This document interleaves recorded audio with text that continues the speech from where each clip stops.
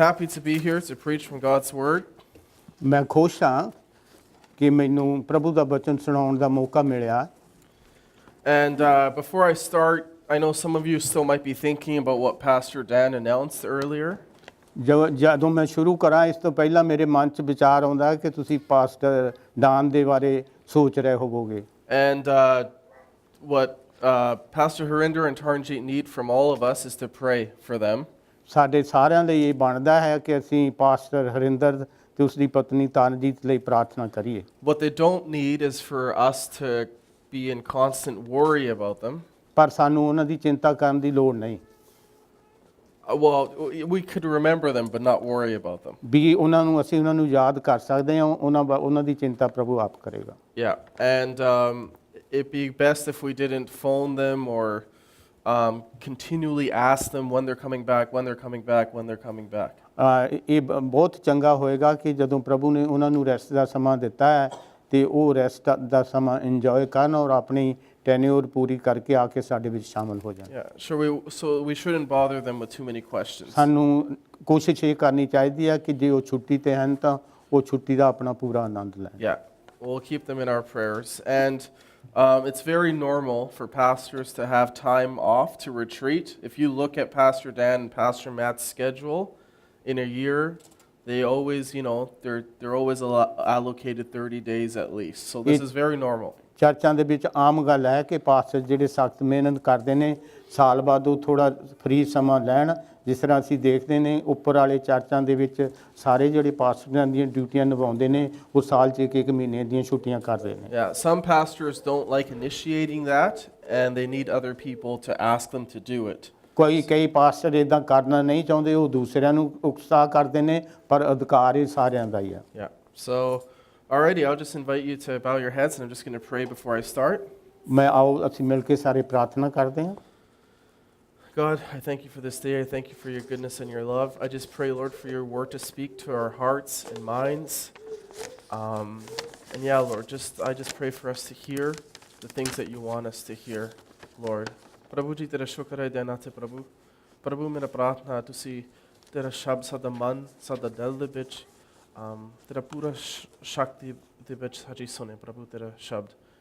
ਮੈਂ ਤਾਂ ਸਮਝਦਾ ਮੈਨੂੰ ਤੈਨੂੰ ਕੋਈ ਟ੍ਰਾਂਸਲੇਟਰ ਦੀ ਲੋੜ ਹੀ ਨਹੀਂ। Yeah, I pray this in Jesus' name. ਅੱਛਾ, okay. Yeah.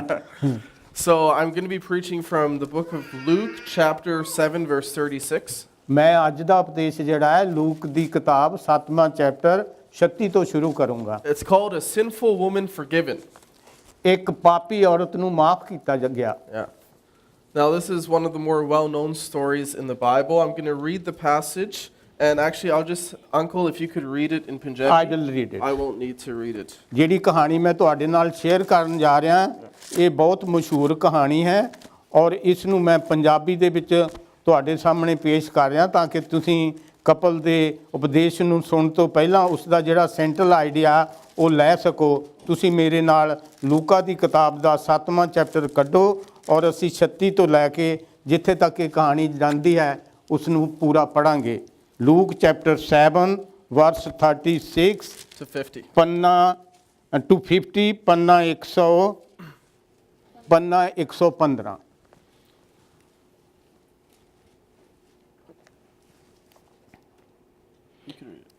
ਪ੍ਰਭੂ ਯੀਸ਼ੂ ਮਸੀਹ ਇੱਕ ਪਾਪੀ ਔਰਤ ਨੂੰ ਮਾਫ ਕਰਦੇ ਹਨ।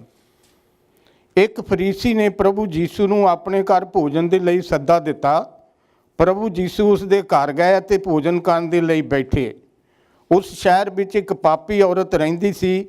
ਜਦੋਂ ਉਸ ਨੂੰ ਪਤਾ ਲੱਗਾ ਕਿ ਯੀਸ਼ੂ ਉਸ ਫਰੀਸੀ ਦੇ ਘਰ ਭੋਜਨ ਕਰ ਰਹੇ ਹਨ ਤਾਂ ਉਹ ਸੰਗਮਰਮਰ ਦੀ ਅਤਰਦਾਨੀ ਵਿੱਚ ਅਤਰ ਲੈ ਕੇ ਆਈ। ਉਹ ਯੀਸ਼ੂ ਦੇ ਪਿੱਛੇ ਪੈਰਾਂ ਦੇ ਲਾਗੇ ਹੋ ਕੇ ਰੋਣ ਲੱਗੀ। ਉਹ ਆਪਣੇ ਹੰਝੂਆਂ ਨਾਲ ਯੀਸ਼ੂ ਦੇ ਪੈਰ ਭਿਉਂ ਰਹੀ ਸੀ ਤੇ ਆਪਣੇ ਵਾਲਾਂ ਨਾਲ ਉਹਨਾਂ ਨੂੰ ਪੂੰਝ ਰਹੀ ਸੀ। ਉਹ ਯੀਸ਼ੂ ਦੇ ਪੈਰਾਂ ਨੂੰ ਘੜੀ ਮੁੜੀ ਚੁੰਮ ਰਹੀ ਸੀ ਅਤੇ ਪੈਰਾਂ ਉੱਤੇ ਅਤਰ ਲਾ ਰਹੀ ਸੀ। ਜਦੋਂ ਉਸ ਫਰੀਸੀ ਨੇ ਜਿਸ ਨੇ ਯੀਸ਼ੂ ਨੂੰ ਆਪਣੇ ਘਰ ਵਿੱਚ ਸੱਦਾ ਦਿੱਤਾ ਇਹ ਹੁੰਦਾ ਦੇਖਿਆ ਤਾਂ ਉਹ ਆਪਣੇ ਮਨ ਵਿੱਚ ਸੋਚਣ ਲੱਗਾ ਜੇਕਰ ਇਹ ਆਦਮੀ ਨਬੀ ਹੁੰਦਾ ਤਾਂ ਇਹ ਜਾਣ ਜਾਂਦਾ ਕਿ ਇਹ ਔਰਤ ਜੋ ਇਸ ਨੂੰ ਛੂਹ ਰਹੀ ਹੈ ਕੌਣ ਹੈ, ਅਰਥਾਤ ਇੱਕ ਪਾਪਣ ਹੈ। ਯੀਸ਼ੂ ਨੇ ਉਸ ਫਰੀਸੀ ਨੂੰ ਆਖਿਆ ਸੁਮਨ ਮੈਂ ਤੈਨੂੰ ਕੁਝ ਕਹਿਣਾ ਚਾਹੁੰਦਾ ਹਾਂ। ਉਸਨੇ ਉੱਤਰ ਦਿੱਤਾ, ਗੁਰੂ ਜੀ ਕਹੋ। ਯੀਸ਼ੂ ਨੇ ਕਿਹਾ, 2 ਆਦਮੀਆਂ ਨੇ ਕਿਸੇ ਸ਼ਾਹੂਕਾਰ ਕੋਲੋਂ ਕਰਜ਼ਾ ਲਿਆ। ਇੱਕ ਨੇ 500 ਰੁਪਏ ਤੇ ਦੂਜੇ ਨੇ ਕੇਵਲ 50 ਰੁਪਏ। ਜਦੋਂ ਉਹਨਾਂ ਦੋਹਾਂ ਕੋਲ ਕਰਜ਼ਾ ਚੁਕਾਉਣ ਲਈ ਕੁਝ ਨਹੀਂ ਸੀ ਤਾਂ ਸ਼ਾਹੂਕਾਰ ਨੇ ਦੋਨਾਂ ਨੂੰ ਮਾਫ ਕਰ ਦਿੱਤਾ। ਦੱਸ ਇਹਨਾਂ ਦੋਨਾਂ ਵਿੱਚੋਂ ਸ਼ਾਹੂਕਾਰ ਨੂੰ ਕੌਣ ਜ਼ਿਆਦਾ ਪਿਆਰ ਕਰੇਗਾ? ਸੁਮਨ ਨੇ ਉੱਤਰ ਦਿੱਤਾ, ਮੈਂ ਸਮਝਦਾ ਹਾਂ ਕਿ ਉਹ ਆਦਮੀ ਸ਼ਾਹੂਕਾਰ ਨੂੰ ਜ਼ਿਆਦਾ ਪਿਆਰ ਕਰੇਗਾ ਜਿਸ ਦਾ ਜ਼ਿਆਦਾ ਮਾਫ ਕੀਤਾ ਗਿਆ ਹੈ। ਯੀਸ਼ੂ ਨੇ ਕਿਹਾ, ਤੂੰ ਠੀਕ ਉੱਤਰ ਦਿੱਤਾ ਹੈ। ਪਰ ਫਿਰ ਯੀਸ਼ੂ ਨੇ ਉਸ ਔਰਤ ਵੱਲ ਇਸ਼ਾਰਾ ਕਰਦੇ ਹੋਏ ਸਿਮਨ ਨੂੰ ਕਿਹਾ, ਕੀ ਤੂੰ ਇਸ ਔਰਤ ਨੂੰ ਦੇਖ ਰਿਹਾ ਹਾਂ? ਮੈਂ ਤੇਰੇ ਘਰ ਆਇਆ ਹਾਂ, ਤੂੰ ਮੇਰੇ ਪੈਰ ਧੋਣ ਵਾਸਤੇ ਪਾਣੀ ਤੱਕ ਨਾ ਦਿੱਤਾ, ਪਰ ਇਸ ਔਰਤ ਨੇ ਆਪਣੇ ਹੰਝੂਆਂ ਨਾਲ ਮੇਰੇ ਪੈਰ ਭਿਉਂ ਕੇ ਆਪਣੇ ਸਿਰ ਦੇ ਵਾਲਾਂ ਨਾਲ ਪੂੰਝੇ। ਤੂੰ ਮੇਰੇ ਸਵਾਗਤ ਵਿੱਚ ਮੈਨੂੰ ਚੁੰਮਿਆ ਤੱਕ ਨਹੀਂ, ਪਰ ਇਸ ਔਰਤ ਜਦੋਂ ਤੋਂ ਮੈਂ ਆਇਆ ਹਾਂ ਮੇਰੇ ਪੈਰਾਂ ਨੂੰ ਚੁੰਮ ਰਹੀ ਹੈ। ਤੂੰ ਮੇਰੇ ਸਿਰ ਉੱਤੇ ਤੇਲ ਨਹੀਂ ਲਾਇਆ, ਪਰ ਇਸਨੇ ਮੇਰੇ ਪੈਰਾਂ ਉੱਤੇ ਅਤਰ ਲਾਇਆ ਹੈ। ਮੈਂ ਤੈਨੂੰ ਦੱਸਦਾ ਹਾਂ ਕਿ ਇਸ ਦਾ ਬਹੁਤਾ ਪਿਆਰ ਇਹੀ ਸਿੱਧ ਕਰਦਾ ਹੈ ਕਿ ਇਸ ਦੇ ਬਹੁਤੇ ਪਾਪ ਮਾਫ ਹੋ ਗਏ ਹਨ, ਪਰ ਜਿਸ ਦੇ ਥੋੜ੍ਹੇ ਪਾਪ ਮਾਫ ਹੋਏ ਹਨ ਉਹ ਥੋੜ੍ਹਾ ਪਿਆਰ ਕਰਦਾ ਹੈ। ਯੀਸ਼ੂ ਨੇ ਉਸ ਔਰਤ ਨੂੰ ਕਿਹਾ, ਤੇਰੇ ਪਾਪ ਮਾਫ ਹੋ ਗਏ। ਜਿਹੜੇ ਯੀਸ਼ੂ ਦੇ ਨਾਲ ਭੋਜਨ ਕਰ ਰਹੇ ਸਨ ਆਪੋ ਵਿੱਚ ਕਹਿਣ ਲੱਗੇ, ਇਹ ਕੌਣ ਹੈ ਜੋ ਪਾਪ ਵੀ ਮਾਫ ਕਰਦਾ ਹੈ? ਯੀਸ਼ੂ ਨੇ ਉਸ ਔਰਤ ਨੂੰ ਕਿਹਾ, ਤੇਰੇ ਵਿਸ਼ਵਾਸ ਨੇ ਤੇਰਾ ਬਚਾਓ ਕੀਤਾ, ਸ਼ਾਂਤੀ ਨਾਲ ਜਾ। So the major theme in this passage is going to be that worshiping God requires risk. ਜਿਹੜੀ ਮੇਨ ਚੀਜ਼ ਇਸ ਦੇ ਵਿੱਚ ਦੱਸੀ ਗਈ ਆ ਕਿ ਪ੍ਰਭੂ ਦੀ ਜਿਹੜੀ ਆਰਾਧਨਾ ਕਰਨੀ ਆ ਇਹਦੇ ਵਿੱਚ ਰਿਸਕ ਵੀ ਹੈਗੇ। There's always certain times in our walk with God and in our life where we are called to do something regardless of the cost. ਹਮੇਸ਼ਾ ਹੀ ਜਦੋਂ ਅਸੀਂ ਪ੍ਰਭੂ ਦੀ ਆਰਾਧਨਾ ਵਿੱਚ ਤੁਰਦੇ ਹਾਂ ਤੇ ਸਾਨੂੰ ਕਈਆਂ ਚੀਜ਼ਾਂ ਦਾ ਸਾਹਮਣਾ ਕਰਨਾ ਪੈਂਦਾ ਹੈ। In this story we see the woman take different types of risks. ਅਸੀਂ ਇਸ ਕਹਾਣੀ ਦੇ ਵਿੱਚ ਦੇਖਦੇ ਹਾਂ ਕਿ ਉਹ ਪਾਪਣ ਔਰਤ ਕਈ ਕਿਸਮ ਦੇ ਜੋਖਮ ਉਠਾ ਰਹੀ ਹੈ। But before we focus on what the scripture says, I just want to give you some examples of people taking risks. ਇਸ ਤੋਂ ਪਹਿਲਾਂ ਕਿ ਬਚਨ ਦੇ ਵਿੱਚ ਜੋ ਕੁਝ ਕਹਾਣੀ ਦੇ ਵਿੱਚ ਕਿਹਾ ਹੈ ਅਸੀਂ ਉਸ ਦੀ ਤਰਫ ਜਾਈਏ, ਮੈਂ ਕੁਝ ਐਗਜ਼ਾਮਪਲਾਂ ਰਾਹੀਂ ਤੁਹਾਨੂੰ ਸਮਝਾਉਣ ਦੀ ਕੋਸ਼ਿਸ਼ ਕਰਾਂਗਾ। One of the examples I'm going to give you is from a documentary I watched about a man named Bobby Fischer. ਸਭ ਤੋਂ ਪਹਿਲਾਂ ਮੈਂ ਇੱਕ ਤੁਹਾਨੂੰ ਬੌਬੀ ਫਿਸ਼ਰ ਦੀ ਕਹਾਣੀ ਸੁਣਾਵਾਂਗਾ ਜਿਹੜੀ ਇਸ ਦੇ ਨਾਲ ਜੁੜਦੀ ਹੈ, ਜਿਸ ਤੋਂ ਤੁਹਾਨੂੰ ਬਹੁਤ ਕੁਝ ਪਤਾ ਲੱਗੇਗਾ। And the second example I give you will be what I notice in our culture, which seems to be a fearfulness of risk. ਦੂਸਰੀ ਗੱਲ ਜਿਹੜੀ ਅਸੀਂ ਆਪਣੇ ਜਿਹੜੇ ਸਾਡਾ ਸਮਾਜ ਆ ਉਹਦੇ ਵਿੱਚੋਂ ਅਸੀਂ ਰਿਸਕ ਲੈਣ ਤੋਂ ਕਿੰਨਾ ਡਰਦੇ ਆ ਇਸ ਬਾਰੇ ਦੱਸਾਂਗਾ। So I mentioned Bobby Fischer. Bobby Fischer was a well-known chess player. Bobby Fisher ਇੱਕ ਬਹੁਤ ਮਸ਼ਹੂਰ ਸ਼ਤਰੰਜ ਦਾ ਖਿਡਾਰੀ ਸੀ। He was known as one of the greatest chess players in the history of the United States. ਉਹ ਜਿਸ ਤਰ੍ਹਾਂ ਕ੍ਰਿਕਟ ਦੇ ਵਿੱਚ ਸਾਡੇ ਸਚਿਨ Chess. ਮਸ਼ਹੂਰ ਹੈ ਇਦਾਂ Yeah. ਮਸ਼ਹੂਰ ਸੀਗਾ ਉਹ ਚੈਸ ਦੇ ਵਿੱਚ ਸ਼ਤਰੰਜ ਦੇ ਵਿੱਚ। I thought he said cricket for a second. Hanji. No, so yeah, so one of the greatest chess players, and he is known for a tournament where he did something that wasn't common at the time. ਉਹ ਬੜਾ ਮਸ਼ਹੂਰ ਸੀਗਾ, ਉਹ ਆਪਣੀ game ਦੇ ਵਿੱਚ ਪੂਰਾ ਨਿਪੁੰਨ ਸੀਗਾ। And in one tournament, he did something which was very different. ਪਰ ਇੱਕ ਚੀਜ਼ ਉਹਨੇ ਗੇਮ ਦੇ ਵਿੱਚ ਇਦਾਂ ਦੀ ਕੀਤੀ ਜਿਹੜੀ ਬੜੀ ਅਜੀਬ ਸੀ, ਜਿਹੜੀ ਪਹਿਲਾਂ ਨਹੀਂ ਸੀ ਕੀਤੀ। Up until that point, in the game of chess, the player rarely sacrificed the queen. ਇਹ ਜਿਹੜੀ ਸ਼ਤਰੰਜ ਦੀ ਗੇਮ ਹੈ ਇਹਦੇ ਵਿੱਚ ਬੰਦਾ ਕਈ ਕੁਛ ਹੀ ਤਿਆਗ ਦਿੰਦਾ ਹੈ, ਪਰ ਕਦੇ ਵੀ ਕਿਸੇ ਨੇ ਇਸ ਸ਼ਤਰੰਜ ਦੀ ਗੇਮ ਦੇ ਵਿੱਚ ਆਪਣੀ ਰਾਣੀ ਨਹੀਂ ਸੀ ਕੁਰਬਾਨ ਕੀਤੀ। Yeah, so the queen is a powerful piece in chess, and that was a piece that you wanted to keep on your side as long as you could. ਕਿਉਂ ਇੱਕ ਬਹੁਤ ਵੱਡਾ ਇੰਪੋਰਟੈਂਟ ਹਿੱਸਾ ਹੈ ਸ਼ਤਰੰਜ ਦਾ। ਰਾਜੇ ਤੋਂ 2 ਨੰਬਰ ਤੇ ਉਹ ਆ ਜਾਂਦੀ ਹੈ, ਉਹਨੂੰ ਕੋਈ ਸਹਿਜੇ ਕੀਤੇ ਸੈਕਰੀਫਾਈਸ ਨਹੀਂ ਕਰਦਾ। Yeah, but what Bobby did was he sacrificed the queen, and it was only in the middle part of the game, and people were stunned and shocked that he would do this. ਜਦੋਂ ਇਸਨੇ Bob Fisher ਨੇ ਕਿਉਂ ਕੁਰਬਾਨ ਕਰ ਦਿੱਤੀ game ਦੇ ਅੱਧ ਦੇ ਵਿੱਚ, ਤਾਂ ਉਹ ਸਾਰਿਆਂ ਲਈ ਬੜੀ ਹੈਰਾਨੀ ਵਾਲੀ ਗੱਲ ਸੀ। And even though he did this, and many people at the time who were watching thought he would lose, it was actually a very good thing for Bobby to do. ਜਦੋਂ ਬੌਬੀ ਨੇ ਇਹ ਗੱਲ ਕੀਤੀ ਤਾਂ ਲੋਕਾਂ ਦੇ ਮਨ ਦੇ ਵਿੱਚ ਇਹ ਗੱਲ ਗਈ ਕਿ ਉਹ ਗੇਮ ਹਾਰ ਜਾਏਗਾ। ਉਹ ਬੜੇ ਅਜੀਬ ਤਰੀਕੇ ਨਾਲ ਸੋਚ ਰਹੇ ਸੀ। But Bobby in his mind knew that if he did this and certain things happened, there was the possibility that he would win the game. ਪਰ ਬੌਬੀ ਦੇ ਮਨ ਦੇ ਵਿੱਚ ਇਹ ਗੱਲ ਸੀਗੀ ਕਿ ਜੇ ਮੈਂ ਹੁਣ ਰਾਣੀ ਹਾਰ ਦਿੰਨਾ ਤਾਂ ਮੈਂ ਜਿੱਤ ਜਾਊਂਗਾ। ਉਹਨੂੰ ਇਸ ਗੱਲ ਦਾ ਯਕੀਨ ਸੀਗਾ। So Bobby in that moment decided to go against the expert advice, which was to never do that, and he decided to do it and sacrifice the queen. ਕਈਆਂ ਨੇ ਬੌਬੀ ਫਿਸ਼ਰ ਨੂੰ ਕਿਹਾ ਤੂੰ ਇਦਾਂ ਨਾ ਕਰ, ਪਰ ਜੋ ਉਹਨੇ ਤੱਕਿਆ ਸੀ ਉਹ ਤੋਂ ਪਿੱਛੇ ਨਹੀਂ ਹਟਿਆ ਔਰ ਉਹਨੇ ਉਹ ਫੈਸਲਾ ਲੈ ਲਿਆ। The result of the move was that the game ended in the next 4 minutes. Only 5 more moves after that, the game was finished. And Natija- Bobby had won.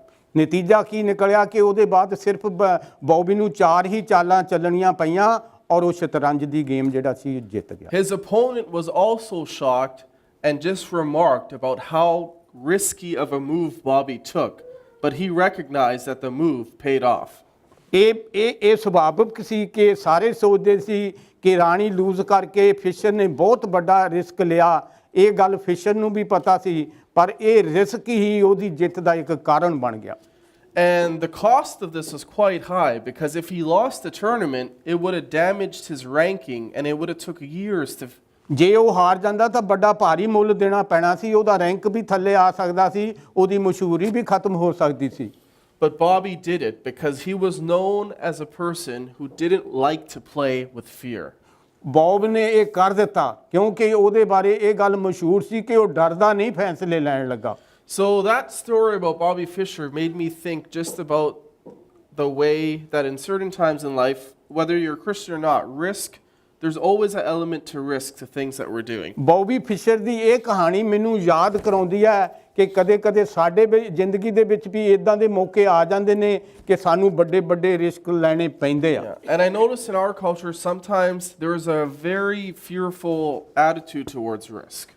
ਕਈ ਵਾਰੀ ਅਸੀਂ ਦੇਖਦੇ ਹਾਂ ਕਿ ਸਾਡੇ ਸਮਾਜ ਦੇ ਵਿੱਚ ਖਤਰੇ ਲੈਣਾ ਠੀਕ ਨਹੀਂ ਸਮਝਦੇ। ਖਤਰੇ ਲੈਣ ਵਾਲਿਆਂ ਨੂੰ ਸਮਝਦੇ ਆ ਇਹ ਖਾਹ ਹੀ ਪੰਗੇ ਲੈ ਰਿਹਾ। So sometimes parents will encourage their children to choose safe careers. ਬੱਚੇ ਵੀ ਇਹੋ ਹੀ ਜੇ ਪੇਰੈਂਟਸ ਵੀ ਬੱਚਿਆਂ ਨੂੰ ਇਹੋ ਹੀ ਸਲਾਹ ਦਿੰਦੇ ਨੇ ਜ਼ਿੰਦਗੀ ਦੇ ਵਿੱਚ ਸੇਫ ਕੈਰੀਅਰ ਚੁਣੋ, ਕੋਈ ਰਿਸਕ ਨਾ ਹੋਏ, ਕੋਈ ਘਾਟੇ ਵਾਲਾ ਕੰਮ ਨਾ ਕਰੋ। Yeah, because sometimes we just want them to have the safe option which will increase their chances of success.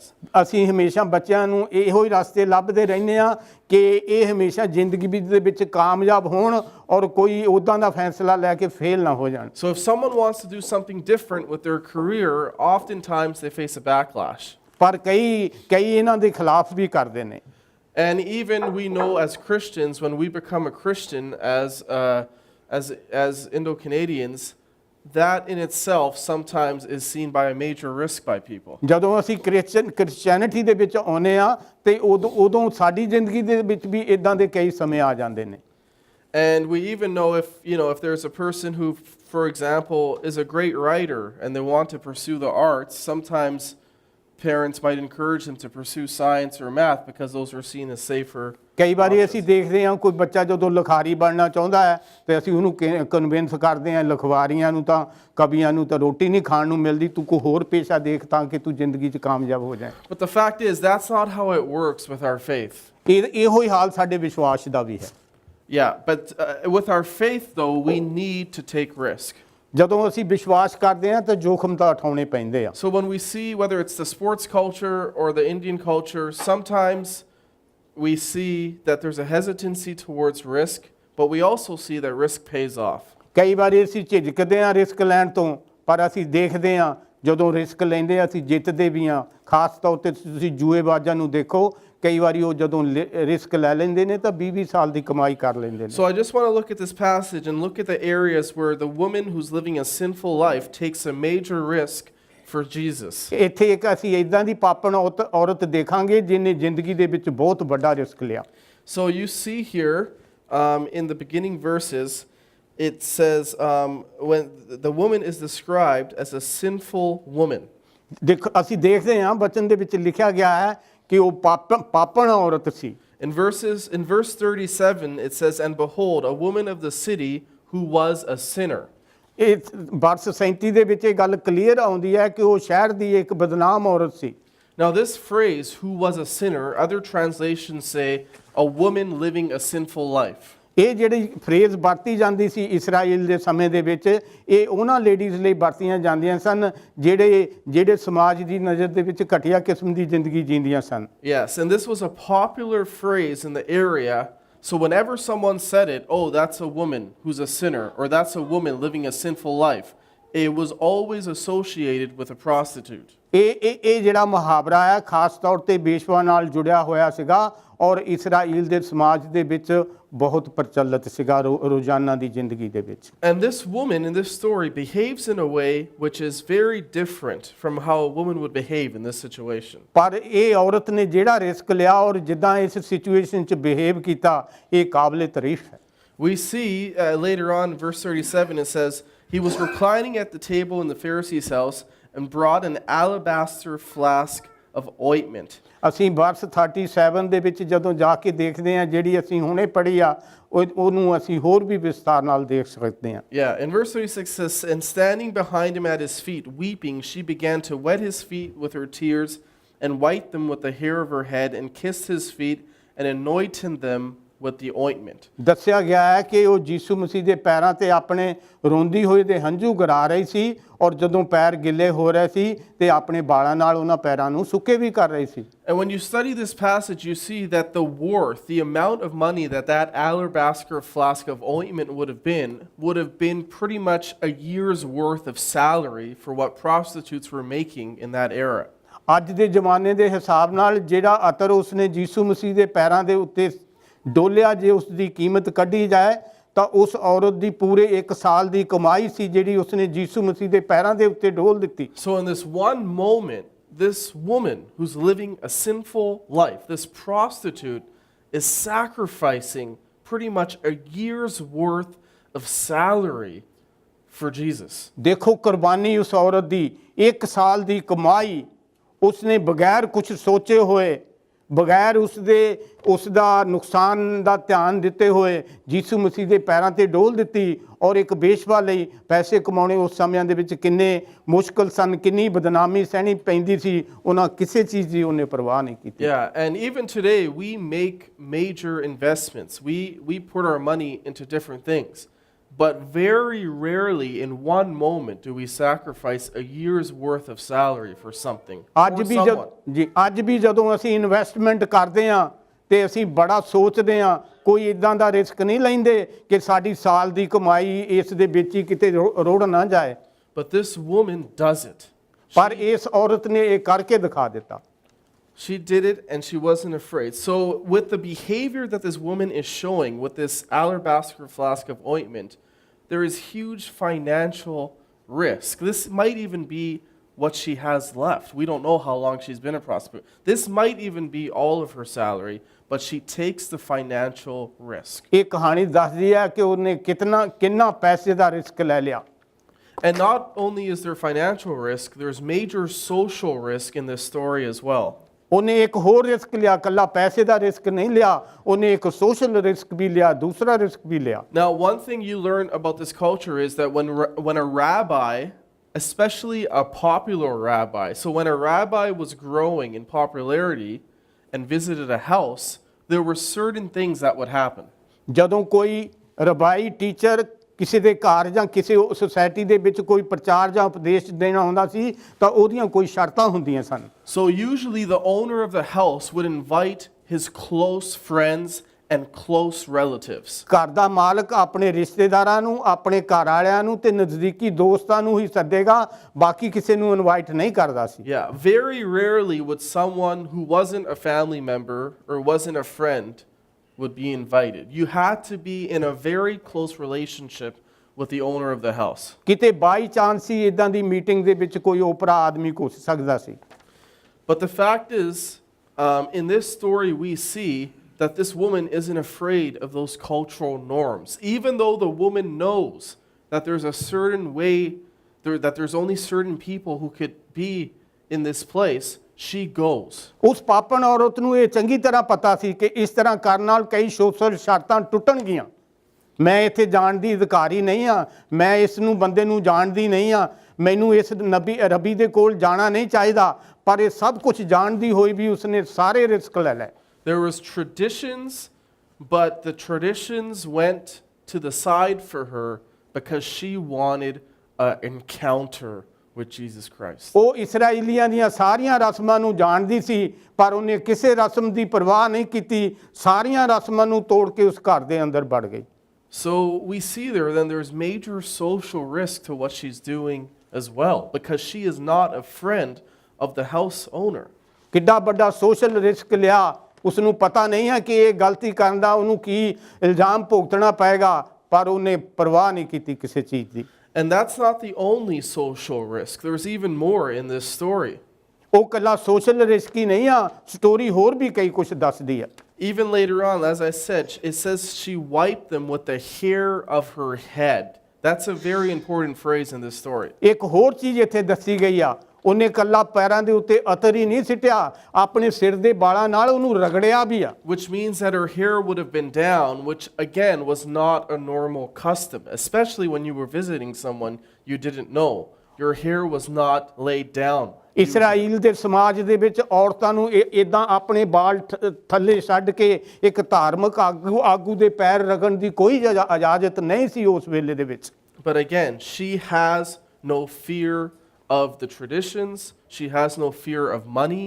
She is going to do whatever it takes to worship Jesus in this moment. ਨਾ ਤਾਂ ਉਹਨੇ ਸਮਾਜ ਦੀ ਪਰਵਾਹ ਕੀਤੀ, ਨਾ ਉਸਨੇ ਪੈਸੇ ਦੀ ਪਰਵਾਹ ਕੀਤੀ, ਨਾ ਉਸਨੇ ਸਜ਼ਾ ਦੀ ਪਰਵਾਹ ਕੀਤੀ, ਉਹ ਸਾਰੀਆਂ ਚੀਜ਼ਾਂ ਨੂੰ ਪਾਰ ਕਰ ਗਈ। And this is why the people are so shocked that Jesus is allowing her to do this. ਇਹੋ ਹੀ ਕਾਰਨ ਹੈ ਕਿ ਯਿਸੂ ਮਸੀਹ ਨੇ ਉਹਨੂੰ ਵਰਜਿਆ ਨਹੀਂ, ਜੋ ਕਰਦੀ ਸੀ ਉਹਨੂੰ ਕਰ ਲੈਣ ਦਿੱਤਾ। That's why it says later on, now when the Pharisee who had invited him saw this, he said to himself, if this man were a prophet, he would have known what sort of woman this is who is touching him, for she is a sinner. They were shocked that he was letting her touch him. ਪਰ ਜਿਹੜਾ Simon ਜਿਸ ਨੇ ਯਿਸੂ ਮਸੀਹ ਨੂੰ ਆਪਣੇ ਘਰ ਦੇ ਵਿੱਚ ਇਨਵਾਈਟ ਕੀਤਾ ਹੋਇਆ ਸੀ, ਉਹ ਕਿਸੇ ਹੋਰ ਹੀ ਕਿਸਮ ਦੇ ਖਿਆਲਾਂ ਦੇ ਵਿੱਚ ਉਲਝਿਆ ਹੋਇਆ ਹੈ। ਉਹ ਯਿਸੂ ਮਸੀਹ ਦੇ ਬਾਰੇ ਸੋਚ ਰਿਹਾ ਕਿ ਜੇ ਇਹ ਨਬੀ ਹੁੰਦਾ ਤਾਂ ਇਸ ਨੂੰ ਘੱਟੋ ਘੱਟ ਪਤਾ ਹੋਣਾ ਚਾਹੀਦਾ ਸੀ ਇਹ ਔਰਤ ਦਾ ਜੀਵਨ ਕਿਸ ਤਰ੍ਹਾਂ ਦਾ ਹੈ, ਇਹ ਪਾਪਣ ਹੈ ਔਰ ਇਸ ਨੇ ਇਹ ਸਭ ਕੁਝ ਇਸ ਨੂੰ ਕਰਨ ਦਿੱਤਾ, ਇਹਦਾ ਮਤਲਬ ਇਸ ਨੂੰ ਪਤਾ ਹੀ ਨਹੀਂ ਕਿ ਇਹ ਪਾਪਣ ਹੈ। ਉਹ ਯਿਸੂ ਮਸੀਹ ਦੀ ਗ੍ਰੇਟਨੈਸ ਦੇ ਉੱਤੇ ਸ਼ੱਕ ਕਰ ਰਿਹਾ ਹੈ। Yeah, so there's great risk, but she does it. And it's very interesting when you compare the attitude of the prostitute, the attitude of the sinful woman, compared to the attitude that Simon has throughout this story. Simon ਦੇ ਮਨ ਦੇ ਵਿੱਚ ਜਿਹੜਾ ਇੱਕ ਨਕਸ਼ਾ ਬੇਸ਼ਵਾ ਲਈ ਬਣਿਆ ਹੋਇਆ ਸੀ, ਉਹੀ ਘੁੰਮ ਰਿਹਾ ਸੀ, ਔਰ ਉਹੀ ਨਕਸ਼ਾ ਉਹ ਯਿਸੂ ਮਸੀਹ ਨੂੰ ਵੀ ਉਹਦੀਆਂ ਨਜ਼ਰਾਂ ਦੇ ਵਿੱਚ ਦੂਸਰੇ ਢੰਗ ਨਾਲ ਸੋਚਣ ਲਈ ਮਜਬੂਰ ਕਰ ਰਿਹਾ ਸੀ। Now, Jesus tells the Simon a story of a moneylender who had two debtors, one owed 500 and the other 50. ਯਿਸੂ ਮਸੀਹ ਨੇ ਸਾਈਮਨ ਨੂੰ ਸਮਝਾਉਣ ਲਈ ਇੱਕ ਸ਼ਾਹੂਕਾਰ ਤੇ ਕਰਜ਼ਾਈਆਂ ਦੀ ਕਹਾਣੀ ਸੁਣਾਈ। Now he said, a moneylender had two debtors, one owed 500 denarii, the other 50. ਇੱਕ ਸ਼ਾਹੂਕਾਰ ਨੇ ਦੋ ਕਰਜ਼ਾਈਆਂ ਨੂੰ ਕਰਜ਼ਾ ਦਿੱਤਾ, ਇੱਕ ਨੂੰ 500 ਰੁਪਇਆ ਕਰਜ਼ਾ ਦਿੱਤਾ, ਇੱਕ ਨੂੰ 50 ਰੁਪਏ ਕਰਜ਼ਾ ਦਿੱਤਾ। When they could not pay, he canceled the debt of both. ਜਦੋਂ ਦੋਨੋਂ ਹੀ ਕਰਜ਼ਾ ਵਾਪਸ ਕਰਨ ਦੇ ਯੋਗ ਨਹੀਂ ਸੀ ਤਾਂ ਸ਼ਾਹੂਕਾਰ ਨੇ ਦੋਨਾਂ ਦਾ ਹੀ ਕਰਜ਼ਾ ਮਾਫ ਕਰ ਦਿੱਤਾ। Then he said, now which of them will love him more?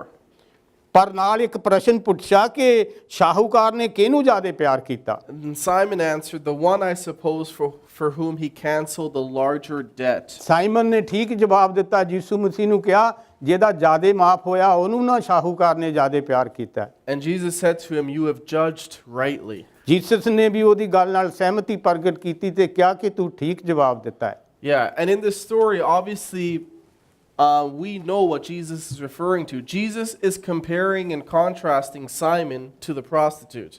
ਯਿਸੂ ਮਸੀਹ ਉੱਥੇ ਜਿਹੜੀ ਚੀਜ਼ ਸਮਝਾ ਰਿਹਾ ਹੈ ਉਹ ਸਾਈਮਨ ਦਾ ਔਰ ਉਸ ਬੇਸ਼ਵਾ ਦੇ ਜੀਵਨ ਦਾ ਮੁਕਾਬਲਾ ਕਰ ਰਿਹਾ ਹੈ। Because the woman is acting in a way which she recognizes how much debt she has to Jesus.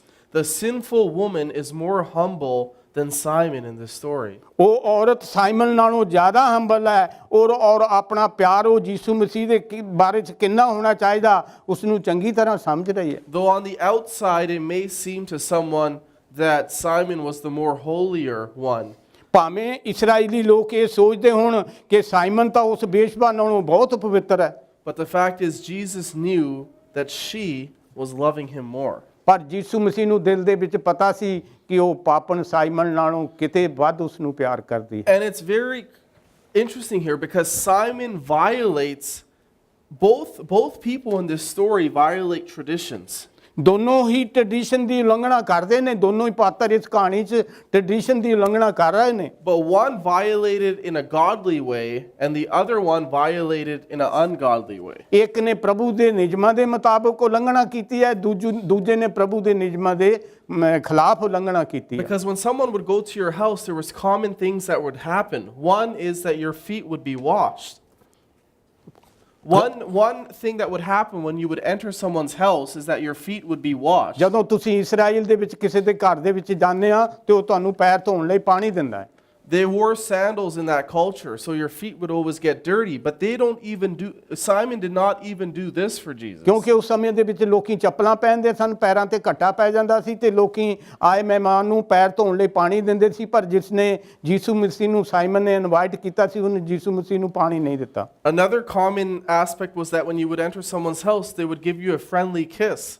ਦੂਸਰਾ ਰਿਵਾਜ ਇਹ ਸੀ ਕਿ ਜਦੋਂ ਕੋਈ ਮਹਿਮਾਨ ਤੁਹਾਡੇ ਘਰ ਦੇ ਵਿੱਚ ਵੜਦਾ ਹੈ ਤੇ ਤੁਸੀਂ ਉਸ ਨੂੰ ਫ੍ਰੈਂਡਲੀ ਕਿਸ ਦਿੰਦੇ ਹੋ। Yeah, Carter does this for me often when I enter his house.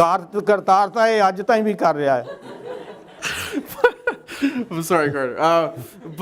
And then another thing was that you would anoint someone's head with oil. ਤੀਸਰੀ ਜਿਹੜੀ ਸ਼ਰਤ ਇਹ ਸੀ ਜਦੋਂ ਕੋਈ ਮਹਿਮਾਨ ਤੁਹਾਡੇ ਘਰ ਦੇ ਵਿੱਚ ਆਉਂਦਾ ਸੀ ਤੁਸੀਂ ਉਹਦੇ ਸਿਰ ਤੇ ਤੇਲ ਛਿੜਕਦੇ ਸੀ। ਜਦੋਂ ਸਾਡੇ ਪ੍ਰਾਹੁਣੇ ਆਉਂਦੇ ਸਨ, ਫੁੱਫੜ ਆਉਂਦੇ ਸਨ, ਅਸੀਂ ਵੀ ਸਾਡਲਾਂ ਦੇ ਉੱਤੇ ਕੌੜਾ ਤੇਲ ਛਿੜਦੇ ਹੁੰਦੇ ਸੀਗੇ। But none of these three are even offered for Jesus. ਪਰ ਇਹ ਸਾਰੀਆਂ ਹੀ ਤਿੰਨੇ ਗੱਲਾਂ ਯੀਸ਼ੂ ਮਸੀਹ ਲਈ ਨਹੀਂ ਕੀਤੀਆਂ ਗਈਆਂ। So this is the difference between the two's behavior is shocking. ਇਹ ਜਿਹੜਾ ਬਿਹੇਵੀਅਰ ਸਾਈਮਨ ਦਾ ਸੀਗਾ ਵੱਡਾ ਦੁਖਦਾਈ ਸੀਗਾ, ਇਹ ਇਸਰਾਈਲੀ ਰਵਾਇਤਾਂ ਦੇ ਖਿਲਾਫ ਸੀਗਾ।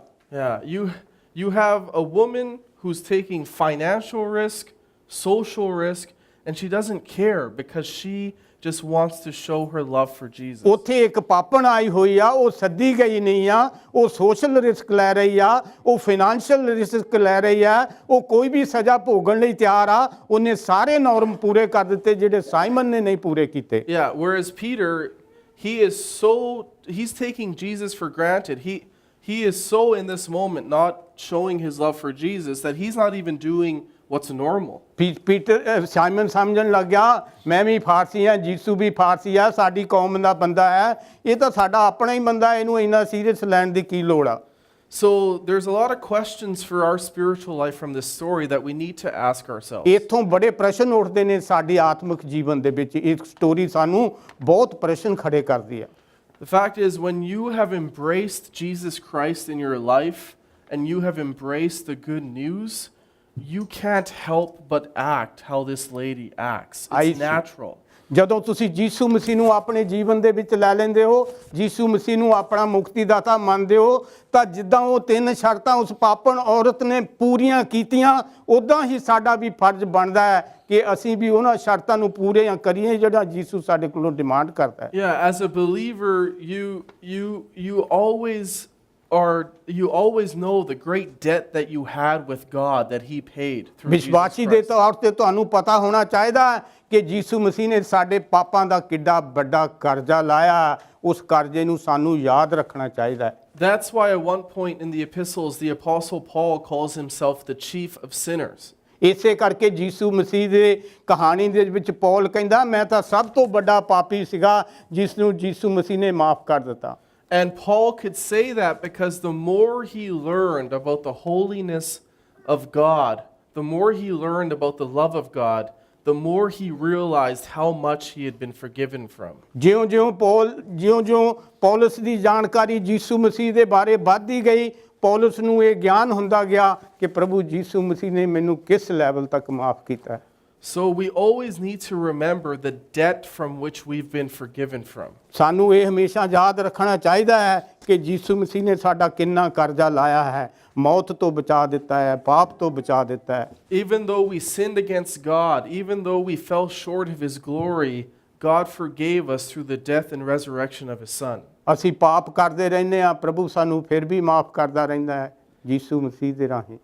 Yeah, so always keep in mind the debt that was paid. for ਸਾਨੂੰ you. ਕਰਜ਼ਾ ਜਿਹੜਾ ਯੀਸ਼ੂ ਮਸੀਹ ਨੇ ਸਾਡਾ ਲਾਇਆ ਆ ਹਮੇਸ਼ਾ ਯਾਦ ਰੱਖਣਾ ਚਾਹੀਦਾ ਹੈ। ਉਸ ਸਾਈਮਨ ਦੀ ਤਰ੍ਹਾਂ ਟੇਕਨ ਫॉर ਗ੍ਰਾਂਟਡ ਨਹੀਂ ਲੈ ਲੈਣਾ ਚਾਹੀਦਾ ਕਿ ਬਪਤਿਸਮਾ ਲੈ ਲਈ ਤੇ ਹੁਣ ਸਭ ਕੁਝ ਹੱਲ ਹੋ ਗਿਆ। Because when we've been believers for a long time, for months and years, sometimes we could start taking things for granted, like Simon did. ਜਦੋਂ ਸਾਨੂੰ ਵਿਸ਼ਵਾਸ 'ਚ ਆਇਆਂ ਨੂੰ ਬਹੁਤ ਸਾਲ ਹੋ ਜਾਂਦੇ ਨੇ ਤੇ ਅਸੀਂ ਸਾਈਮਨ ਵਾਂਗੂ ਬਿਹੇਵ ਕਰਨਾ ਸ਼ੁਰੂ ਕਰ ਦਿੰਦੇ ਹਾਂ। Yeah, so we start neglecting things. We start neglecting Jesus Christ in our life. ਅਸੀਂ ਯੀਸ਼ੂ ਮਸੀਹ ਨੂੰ ਆਪਣੇ ਜੀਵਨ ਦੇ ਵਿੱਚ ਅੱਖੋਂ ਓਹਲੇ ਕਰਨਾ ਸ਼ੁਰੂ ਕਰ ਦਿੰਦੇ ਹਾਂ। And sometimes when we meet a new believer, we can get this reminder in a very hard way. ਤੇ ਜਦੋਂ ਅਸੀਂ ਨਵੇਂ ਵਿਸ਼ਵਾਸੀ ਆਏ ਦੇਖਦੇ ਹਾਂ ਉਹ ਕੋਈ ਗਲਤੀ ਕਰ ਬੈਠੇ ਆ ਤੇ ਅਸੀਂ ਉਹਨਾਂ ਨੂੰ ਪੁਆਇੰਟ ਕਰਦੇ ਹਾਂ, ਤੂੰ ਯਾਰ ਮਸੀਹੀ ਹੋ ਕੇ ਆ ਕਰੀ ਜਾਂਦਾ, ਪਰ ਅਸੀਂ ਆਪਣੇ ਵਾਲੀ ਜਿਹੜੀਆਂ 3 ਉਂਗਲਾਂ ਆਉਂਦੀਆਂ ਉਹਨਾਂ ਨੂੰ ਕਦੇ ਨਹੀਂ ਦੇਖਦੇ। Yeah, sometimes a new believer is so passionate for God that it could be a good reminder for us on maybe that maybe we're not thriving for Him anymore. ਕਦੇ ਕਦੇ ਸਾਨੂੰ ਇਹ ਵੀ ਸੋਚਣਾ ਪੈ ਜਾਂਦਾ ਕਿ ਨਵੇਂ ਬਲੀਵਰ ਤਾਂ ਪ੍ਰਭੂ ਦੇ ਵਿੱਚ ਸਾਡੇ ਨਾਲੋਂ ਐਡਵਾਂਸ ਜਾ ਰਹੇ ਨੇ, ਅਸੀਂ ਤਾਂ 20 ਸਾਲ ਤੋਂ ਉੱਦਾਂ ਹੀ ਬੈਠੇ ਹਾਂ। So hopefully the people in this story that saw the sinful woman and saw her worship Jesus, hopefully they were all reminded about what a true heart, what worship really means. ਇੱਥੇ ਇਹ ਜਿਹੜੀ ਪਾਪੀ ਔਰਤ ਦੀ ਕਹਾਣੀ ਹੈ ਇਹ ਸਾਨੂੰ ਬਹੁਤ ਕੁਝ ਸਿਖਾਉਂਦੀ ਆ। ਸਾਈਮਨ ਆਪਣੇ ਆਪ ਨੂੰ ਭਲਾ ਸਮਝਦਾ ਸੀ ਪਰ ਯੀਸ਼ੂ ਮਸੀਹ ਤੋਂ ਕੁਝ ਨਹੀਂ ਲੈ ਸਕਿਆ। ਪਾਪਣ ਆਪਣੇ ਆਪ ਨੂੰ ਪਾਪਣ ਸਮਝਦੀ ਸੀ ਪਰ ਪ੍ਰਭੂ ਤੋਂ ਸਭ ਕੁਝ ਲੈ ਗਈ। So the question for us is, are we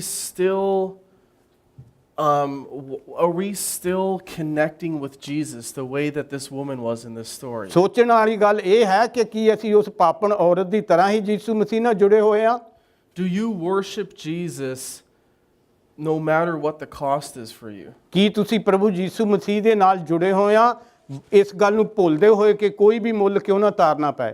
Are there some financial reasons where you stay away from your relationship with God? ਕੀ ਕੋਈ ਇਦਾਂ ਦੇ ਆਰਥਿਕ ਕਾਰਨ ਹਨ ਜਿਨ੍ਹਾਂ ਨੂੰ ਤੁਸੀਂ ਅੱਗੇ ਰੱਖ ਕੇ ਯੀਸ਼ੂ ਮਸੀਹ ਤੋਂ ਦੂਰ ਬੈਠੇ ਹੋ? Are there social reasons that are holding you back from worshiping Jesus Christ? ਕੀ ਕੋਈ ਸਮਾਜਿਕ ਕਾਰਨ ਹਨ ਜਿਹੜੇ ਤੁਹਾਡੇ ਵਿੱਚ ਡਿੱਕਾ ਹੋ ਜਾਣਗੇ? ਖੱਬੇ ਵਾਲਾ ਕਹੂਗਾ ਕ੍ਰਿਸਚਨ ਹੋ ਗਿਆ, ਸੱਜੇ ਵਾਲਾ ਕਹੂਗਾ ਕ੍ਰਿਸਚਨ ਹੋ ਗਿਆ। ਕੋਈ ਇਦਾਂ ਦੇ ਸੋਸ਼ਲ ਕਾਰਨ ਤਾਂ ਨਹੀਂ ਹੈ ਵਿੱਚ ਕੋਈ? Yeah, so those are the questions for us. Where in your life have you taken major financial and major social risks just because you love God so much? ਧਿਆਨ ਦੇ ਕੇ ਦੇਖੋ ਕਿ ਜਿਸ ਤਰ੍ਹਾਂ ਉਸ ਔਰਤ ਨੇ ਫਾਈਨੈਂਸ਼ੀਅਲ ਰਿਸਕ ਔਰ ਸੋਸ਼ਲ ਰਿਸਕ ਲਏ ਨੇ, ਕੀ ਅਸੀਂ ਵੀ ਇਦਾਂ ਦੇ ਕੋਈ ਰਿਸਕ ਲਏ ਨੇ ਯੀਸ਼ੂ ਮਸੀਹ ਲਈ? At the end of the day, Bobby Fischer revealed one of the reasons he did that crazy move, that sacrificing his queen, wasn't just to look smart. ਫਿਰ ਅਸੀਂ ਉਸੇ ਕਹਾਣੀ ਤੇ ਬੌਬੀ ਫਿਸ਼ਰ ਦੀ ਕਹਾਣੀ ਤੇ ਆਉਨੇ ਆ। ਉਹ ਉਸ ਚੀਜ਼ ਨੂੰ ਫਿਰ ਅੰਤ ਦੇ ਵਿੱਚ ਐਕਸਪਲੇਨ ਕਰਦਾ ਹੈ। He didn't do that move, he didn't do that risk just to look smart. ਉਹਨੇ ਸਮਾਰਟ ਹੋਣ ਲਈ ਉਹ ਰਿਸਕ ਨਹੀਂ ਲਿਆ ਸੀ। No, at the end of the day, he did it because he loves chess. ਉਹ ਦਿਨ ਦੇ ਖਤਮ ਹੋਣ ਤੇ ਉਹਨੇ ਕੀਤਾ ਕਿਉਂਕਿ ਉਹ ਸ਼ਤਰੰਜ ਦੀ ਗੇਮ ਨੂੰ ਬਹੁਤ ਪਿਆਰ ਕਰਦਾ ਸੀ। He loved doing crazy risks for chess because he just loved the game. ਉਹ ਸ਼ਤਰੰਜ ਲਈ ਕੋਈ ਵੀ ਰਿਸਕ ਲੈਣ ਲਈ ਤਿਆਰ ਸੀ ਕਿਉਂਕਿ ਉਹ ਸ਼ਤਰੰਜ ਨੂੰ ਬਹੁਤ ਪਿਆਰ ਕਰਦਾ ਸੀ। A part of him just wanted to see what would happen. ਇਹ ਤੋਂ ਬਾਅਦ ਵੀ ਕਿ ਕੀ ਹੋਏਗਾ ਉਹ ਇਸ ਦੀ ਪਰਵਾਹ ਨਹੀਂ ਸੀ ਕਰਦਾ। So in the same way, if you truly love Jesus Christ and you always keep that in your mind, the debt that was paid, and you're growing in your love for Jesus, you're going to do things which outsiders think are crazy. ਜਿਸ ਤਰ੍ਹਾਂ ਇਸੇ ਤਰ੍ਹਾਂ Bobby Fisher ਦੀ ਮਿਸਾਲ ਸਾਡੇ ਸਾਹਮਣੇ ਆ ਕਿ ਜਦੋਂ ਤੁਸੀਂ ਯੀਸ਼ੂ ਮਸੀਹ ਨੂੰ ਦਿਲੋਂ ਪਿਆਰ ਕਰਦੇ ਆ, ਫਿਰ ਕੋਈ ਪੈਸੇ ਦਾ ਰਿਸਕ ਹੋਏ, ਕੋਈ ਸੋਸ਼ਲ ਰਿਸਕ ਹੋਏ, ਕੋਈ ਰਿਸਕ ਹੋਏ, ਤੁਸੀਂ ਉਹਨਾਂ ਸਾਰੀਆਂ ਚੀਜ਼ਾਂ ਦੀ ਪਰਵਾਹ ਨਹੀਂ ਕਰਦੇ, ਕਿਉਂਕਿ ਯੀਸ਼ੂ ਨੂੰ ਜਿਹੜਾ ਮੁੱਲ ਤਾਰਿਆ ਉਹ ਬਹੁਤ ਵੱਡਾ ਹੈ। That's right. So, yeah, and something that allows us to take more risks is the fact that we know what our reward is in heaven. ਔਰ ਦੂਸਰੇ ਅਸੀਂ ਇਸ ਕਰਕੇ ਵੀ ਰਿਸਕ ਲੈ ਸਕਦੇ ਹਾਂ ਕਿਉਂਕਿ ਸਾਨੂੰ ਪਤਾ ਹੈ ਕਿ ਸਵਰਗ ਦੇ ਵਿੱਚ ਸਾਡਾ ਪ੍ਰਭੂ ਨੇ ਕੀ ਇਨਾਮ ਰੱਖਿਆ ਹੋਇਆ We ਹੈ। know God is sovereign. He's in control, and we are destined to be in a place where there's no tear, no sickness, and no misery. ਸਾਰੀ ਦੁਨੀਆ ਪ੍ਰਭੂ ਦੇ ਅਧਿਕਾਰ ਦੇ ਵਿੱਚ ਆ, ਔਰ ਜਦੋਂ ਅਸੀਂ ਉਹਦੇ ਕੋਲ ਬੈਠ ਜਾਵਾਂਗੇ ਤੇ ਕੋਈ ਸਿਕਨੈਸ ਨਹੀਂ, ਤੇ ਕੋਈ ਤੰਗੀ ਨਹੀਂ, ਤੇ ਕੋਈ ਤਕਲੀਫ ਨਹੀਂ। So because of that, ਇਸੇ ਕਾਰਨ ਕਰਕੇ why would we be afraid of things we could lose in this life? ਅਸੀਂ ਕਿਉਂ ਡਰੀਏ ਕਿ ਸਾਡਾ ਆਹ ਖੁੱਸ ਜਾਊਗਾ, ਸਾਡਾ ਆਹ ਖੁੱਸ ਜਾਊਗਾ? ਸਾਨੂੰ ਡਰਨ ਦੀ ਕੋਈ ਲੋੜ ਨਹੀਂ। Yeah, and even in my life, God has blessed me with major risks I've taken. Couple ਨੇ ਵੀ ਆਪਣੀ ਜ਼ਿੰਦਗੀ ਦੇ ਵਿੱਚ ਦੱਸਿਆ, ਮੈਂ ਬਹੁਤ ਰਿਸਕ ਲਏ ਨੇ, ਔਰ ਪ੍ਰਭੂ ਨੇ ਉਹਨਾਂ ਸਾਰਿਆਂ ਦਾ ਮੈਨੂੰ And ਰਿਵਾਰਡ ਦਿੱਤਾ। honestly, some of them are very stupid risks. ਔਰ ਉਹਨਾਂ ਦੇ ਵਿੱਚੋਂ ਕੁਝ ਤਾਂ ਰਿਸਕ ਇਦਾਂ ਦੇ ਸੀ ਜਿਹੜੇ ਮੈਨੂੰ ਵੀ ਅਜੀਬ ਲੱਗਦੇ ਸੀ। Yeah, I didn't know how to skate, and I joined the hockey team. ਮੈਨੂੰ ਪਤਾ ਨਹੀਂ ਸੀ ਕਿ ਇਹ ਕਿਸ ਤਰ੍ਹਾਂ ਸਾਰਾ ਹੋ ਗਿਆ। Yeah, so in hockey, I didn't know how to skate, but I still joined the hockey team. Hockey ਦੇ ਵਿੱਚ ਮੈਂ ਚੱਲ ਗਿਆ, ਮੈਨੂੰ ਪਤਾ ਵੀ ਨਹੀਂ ਸੀ ਜ਼ਿਆਦਾ ਸਕੇਟਿੰਗ ਦਾ, ਪਰ ਮੈਂ ਲੈ ਲਿਆ ਹਿੱਸਾ। The back of my tongue was paralyzed for 3 years. I had a speech impediment, but I still joined acting. ਮੇਰੀ ਜੀਭ ਤੇ ਵੀ ਕੁਝ ਨੁਕਸਾਨ ਹੋਇਆ, ਪਰ ਮੈਂ ਉਸ ਰਿਸਕ ਦੀ ਵੀ ਪਰਵਾਹ ਨਹੀਂ ਕੀਤੀ। And I still joined acting, which required me to talk a lot. ਫਿਰ ਮੈਂ ਐਕਟਿੰਗ ਦੇ ਵਿੱਚ ਚਲਾ ਗਿਆ। Yeah, even though I knew people would have a hard time understanding me. ਮੈਨੂੰ ਪਤਾ ਸੀ ਕਿ ਉੱਥੇ ਲੋਕਾਂ ਨੂੰ ਮੈਨੂੰ ਸਮਝਣ 'ਚ ਬਹੁਤ ਸਮਾਂ ਲੱਗਣਾ, ਪਰ ਮੈਂ ਰਿਸਕ ਲੈ ਲਿਆ। Yeah, I went to India for a year for Bible college, and it was just, yeah, that was also ਮੇਰੇ major ਲਈ risk. Yeah. ਕੈਨੇਡਾ 'ਚ ਜੰਮੇ ਬੱਚੇ ਲਈ ਇੰਡੀਆ ਜਾ ਕੇ ਸਾਲ ਬਾਈਬਲ ਪੜ੍ਹਨੀ, ਉੱਥੇ ਦੇ ਸਮਾਜ ਦੇ ਵਿੱਚ ਰਹਿਣਾ ਔਖੀ ਗੱਲ ਸੀ, ਪਰ ਮੈਂ ਉਹ ਵੀ ਰਿਸਕ ਲੈ ਲਿਆ। God bless those risks. ਉਹਨਾਂ ਰਿਸਕਾਂ ਦੇ ਲਈ ਪ੍ਰਭੂ ਨੇ ਮੇਰੇ ਤੇ ਬਖਸ਼ਿਸ਼ ਜਿਹੜੀ ਕੀਤੀ ਉਹ ਤੁਸੀਂ ਦੇਖ ਰਹੇ ਹੋ। Yeah, and I'm not saying everyone needs to do stupid risks, but ਮੈਂ ਨਹੀਂ ਚਾਹੁੰਦਾ ਕਿ ਤੁਸੀਂ ਬਿਗਨਾ ਸੋਚੇ ਸਮਝੇ ਰਿਸਕ ਲਓ। it's not so much what you're doing, but it's your heart, your attitude. ਜੇ ਤੁਹਾਡਾ ਦਿਲ ਕਹਿੰਦਾ ਇਹ ਲੈਣਾ ਵਾਜਬ ਹੈ ਤਾਂ ਫਿਰ ਲਓ। It's the motive. Why are you doing it? Are you doing it for God's glory, or are you doing it for yourself? ਤੁਹਾਨੂੰ ਇਰਾਦੇ ਦਾ ਪਤਾ ਹੋਣਾ ਚਾਹੀਦਾ ਕਿ ਇਹ ਰਿਸਕ ਤੁਸੀਂ ਪ੍ਰਭੂ ਲਈ ਲੈ ਰਹੇ ਹੋ ਜਾਂ ਆਪਣੇ ਨਿੱਜੀ ਹਿੱਤਾਂ ਦੇ ਲਈ ਲੈ And the ਰਹੇ ਹੋ। last question is, I believe God is preparing us for a season of risk as a church, not just our individual lives, but our entire church here, our entire ministry. ਅਗਲਾ ਪ੍ਰਸ਼ਨ ਮੈਂ ਇੱਥੇ ਹੀ ਖਤਮ ਕਰਦਾ ਕਿ ਜਿਹੜੇ ਸਾਡੀਆਂ ਕਲੀਸਿਆ ਲਈ ਇਦਾਂ ਲੱਗਦਾ ਹੈ ਕਿ ਰਿਸਕਾਂ ਦਾ ਸਮਾਂ ਆ ਗਿਆ ਤੇ ਹੁਣ ਸਾਨੂੰ ਇਹਦੇ ਲਈ ਤਿਆਰ ਹੋਣਾ ਚਾਹੀਦਾ, ਸਾਰਿਆਂ ਨੂੰ, ਇਕੱਲੇ ਪਾਸਟਰ ਨੂੰ ਨਹੀਂ, ਇਕੱਲੇ ਮੈਂਬਰ ਨੂੰ। If we don't take more risks in sharing our faith with others, our church will not grow. ਜੇ ਅਸੀਂ ਵਿਸ਼ਵਾਸ ਨੂੰ ਲੋਕਾਂ ਕੋਲ ਦੱਸਣ ਦਾ ਰਿਸਕ ਹੀ ਨਹੀਂ ਲਵਾਂਗੇ ਤੇ ਸਾਡੀ ਕਲੀਸਿਆ ਦੇ ਵਿੱਚ ਕੁਰਸੀਆਂ ਇਦਾਂ ਖਾਲੀ ਮਿਲਣਗੀਆਂ। If we don't continue to keep giving financially to the ministry will not be sustainable. ਜੇ ਅਸੀਂ ਫਾਈਨੈਂਸ਼ੀਅਲੀ ਮਿਨਿਸਟਰੀ ਦੀ ਸਹਾਇਤਾ ਨਹੀਂ ਕਰਦੇ ਤਾਂ ਫਿਰ ਸਾਡੇ ਕੰਮ, ਕਿਚਨ ਦੇ ਕੰਮ, ਸਾਡੇ ਸਫਾਈ ਦੇ ਕੰਮ, ਸਾਡੇ ਭੈਣਾਂ ਭਰਾਵਾਂ ਦੇ ਮਿਲਣ ਦੇ ਕੰਮ, ਵੱਡੇ ਫੰਕਸ਼ਨਾਂ ਦੇ ਕੰਮ, ਇਹ ਸਾਰੇ ਕਿਸ ਤਰ੍ਹਾਂ ਚੱਲਣਗੇ? If we don't ask major questions about our location and where we meet as a ministry, we're just going to continue to do the same things. ਜੇ ਅਸੀਂ ਇਹਨਾਂ ਸਾਰੀਆਂ ਚੀਜ਼ਾਂ ਦੇ ਬਾਰੇ, ਲੋਕੇਸ਼ਨ ਦੇ ਬਾਰੇ, ਆਉਣ ਵਾਲੀਆਂ ਸਮੱਸਿਆਵਾਂ ਦੇ ਬਾਰੇ ਧਿਆਨ ਨਹੀਂ ਦੇਵਾਂਗੇ ਤਾਂ ਫਿਰ ਕੌਣ ਧਿਆਨ ਦੇਵੇਗਾ? And I think it was Albert Einstein, but I'm not sure, but some great scientist said the definition of insanity is doing the same thing over and over and over again, expecting a different result. Einstein ਨੇ ਇੱਕ ਬਹੁਤ ਸੋਹਣੀ ਗੱਲ ਕਹੀ ਆ। ਉਹਨੇ ਕਿਹਾ ਕਿ ਜਿਹੜੀ ਇਨਸੈਨਿਟੀ ਦੀ ਡੈਫੀਨੇਸ਼ਨ ਇਹੋ ਹੀ ਆ ਕਿ ਇੱਕੋ ਹੀ ਕੰਮ ਨੂੰ ਬਾਰ-ਬਾਰ ਕਰੀ ਜਾਓ ਔਰ ਮਨ ਦੇ ਵਿੱਚ ਆਸ਼ਾ ਲਾਈ ਰੱਖੋ ਕਿ ਨਤੀਜੇ ਵੱਖਰੇ ਨਿਕਲਣਗੇ। ਇਹ ਕਿਸ ਤਰ੍ਹਾਂ ਹੋ ਸਕਦਾ ਹੈ? Yeah, the same thing over and over again always results in the same result. ਸੋ ਅਸੀਂ ਉਹੀ ਕੰਮ ਕਰਕੇ ਵੱਖਰੇ ਨਤੀਜਿਆਂ ਦੀ ਆਸ ਰੱਖਦੇ ਰਹਿੰਦੇ ਆ। ਇਹ ਵੱਡੀ ਮੂਰਖਤਾ ਹੈ। Yeah, we need to start taking more risks as a church community. Church community ਹੋਣ ਦੇ ਨਾਤੇ ਸਾਨੂੰ ਹੋਰ ਰਿਸਕ ਲੈਣ ਦਾ ਹੌਸਲਾ ਕਰਨਾ ਚਾਹੀਦਾ ਹੈ। And why are we doing it? ਕਿਉਂ ਅਸੀਂ ਕਰਦੇ ਹਾਂ? ਇਹ ਵੀ ਇੱਕ ਪ੍ਰਸ਼ਨ ਉੱਠਦਾ ਹੈ। We're not doing it to look smart. ਅਸੀਂ ਕੋਈ ਸਮਾਰਟ ਹੋਣ ਲਈ ਨਹੀਂ ਇਹ ਕਰਦੇ, We're not doing it just because we're angry. ਇਸ ਕਰਕੇ ਨਹੀਂ ਕਰਦੇ ਕਿ ਸਾਨੂੰ ਗੁੱਸਾ ਬਹੁਤ ਆਇਆ, No, we're doing it because we love God so much. ਪਰ ਅਸੀਂ ਇਹ ਇਸ ਲਈ ਕਰਦੇ ਹਾਂ ਕਿ ਅਸੀਂ ਪਿਤਾ ਪਰਮੇਸ਼ਰ ਨੂੰ ਬਹੁਤ ਪਿਆਰ ਕਰਦੇ ਹਾਂ। Yeah. And we know loving God requires risk. ਔਰ ਅਸੀਂ ਇਹ ਚੰਗੀ ਤਰ੍ਹਾਂ ਜਾਣਦੇ ਹਾਂ ਔਰ ਸਾਨੂੰ ਜਾਣਨਾ ਚਾਹੀਦਾ ਹੈ ਫਿਰ ਵੀ ਈਸ਼ਵਰ ਨੂੰ ਪਿਆਰ ਕਰਨ ਲਈ ਖਤਰੇ ਤਾਂ ਮੁੱਲ ਲੈਣੇ ਹੀ ਪੈਂਦੇ। The story ends with this, verse 50. ਕਹਾਣੀ ਇੱਥੇ ਮੁੱਕਦੀ ਹੈ। And he said to the woman, "Your faith has saved you. Go in peace." ਅੰਤ ਦੇ ਵਿੱਚ ਯੀਸ਼ੂ ਮਸੀਹ ਨੇ ਆਖਰੀ ਗੱਲ ਉਸ ਔਰਤ ਨੂੰ ਕਹੀ, ਤੇਰੇ ਵਿਸ਼ਵਾਸ ਨੇ ਤੈਨੂੰ ਬਚਾ ਦਿੱਤਾ। And I'll just finish it off with this. God causes all things to work together for good for those who love him. ਜਿਹੜੇ ਪਰਮੇਸ਼ਰ ਨੂੰ ਪਿਆਰ ਕਰਦੇ ਨੇ ਸਾਰੀਆਂ ਚੀਜ਼ਾਂ ਉਹਨਾਂ ਲਈ ਅੰਤ ਦੇ ਵਿੱਚ ਚੰਗੀਆਂ ਹੀ ਵਾਪਰਦੀਆਂ ਨੇ। And in those all things are Yep. some risks that have good results and risks that have bad results. ਇਹਦੇ ਵਿੱਚ ਇਦਾਂ ਦੀਆਂ ਗੱਲਾਂ ਵੀ ਆਉਂਦੀਆਂ ਨੇ, ਕੁਝ ਰਿਸਕਾਂ ਦੇ ਚੰਗੇ ਨਤੀਜੇ ਨਿਕਲਦੇ ਨੇ ਔਰ ਕੁਝ ਰਿਸਕਾਂ ਦੇ ਕਈ ਵਾਰੀ ਖਰਾਬ ਨਤੀਜੇ ਵੀ ਨਿਕਲ ਜਾਂਦੇ ਨੇ। Yeah. So remember, if Jesus died for you while you were still his enemy, I'm pretty sure him causing your mistakes to still work to good isn't a big deal. ਸੋਚੋ ਜੇ ਯੀਸ਼ੂ ਸਾਡੇ ਲਈ ਮਰਿਆ ਤੇ ਫਿਰ ਹੁਣ ਯੀਸ਼ੂ ਮਸੀਹ ਨਾਲ ਦੁਸ਼ਮਣੀ ਰੱਖਣ ਦੀ ਕਿੱਥੇ ਗੁੰਜਾਇਸ਼ ਰਹਿ ਜਾਂਦੀ ਆ। Yeah. So I'll just end it off with prayer. ਆਓ ਹੁਣ ਪ੍ਰਾਰਥਨਾ ਨਾਲ ਸਮਾਪਤੀ ਕਰੀਏ। God, I thank you for this story. Prabhu tera shukar hai denate, Prabhu tera shukar hai shabdate, Prabhu. God, I just pray that you continue to inspire us, Lord. I just pray, Lord, that we continue to receive your love in our hearts and our minds, Lord. And our whole Christian life, Lord, is just responding to what you've done for us, Lord. It's not about good works or being a good person. It's just about responding to what you've done for us, Lord. Responding to you forgiving us, God. And I just pray, Lord, that we continue to respond to your forgiveness, continue to respond over to your glory and what you've done by doing things which other people will be shocked by taking risks, God, financial risks, social risks, cultural risks, God, career risks, knowing that you are in control and you cause all things to work together for good, Lord. I pray, Lord, for us to have the heart that this woman did in this story, where all she wanted to do was just worship you, no matter the cost, no matter how it looked.